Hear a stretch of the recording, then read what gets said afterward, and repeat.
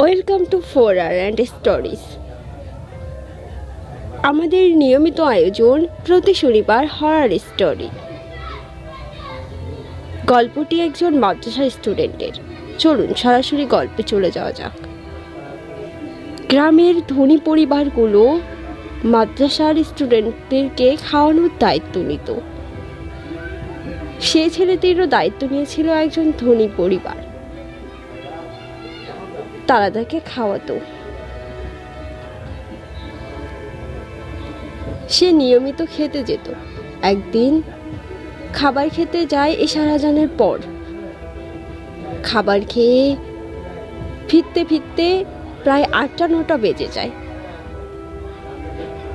পথটি ছিল জঙ্গলের ভিতর দিয়ে সেই মাদ্রাসার। সে যাওয়ার সময় দেখে কিছু লোক একটি লাশের জানাজা করছে। সে যেহেতু মাদ্রাসার স্টুডেন্ট ছিল তাই সেও অজু করে আসতে যায় একটি পুকুরে। পুকুরটা অনেক দূরে ছিল। অজু করে ফিরে এসে দেখে সেখানে কেউ নেই। সে মনে মনে ভাবতে থাকে এত লোকজন আর লাশ কোথায় চলে গেল। জায়গাটি পুরো ফাঁকা। সে আবার মাদ্রাসায় চলে যায়, গিয়ে ঘুমিয়ে পড়ে।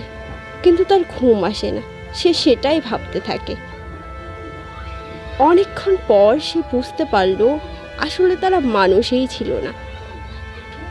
এটি ছিল তাকে ভয় দেখানোর একটি চাল।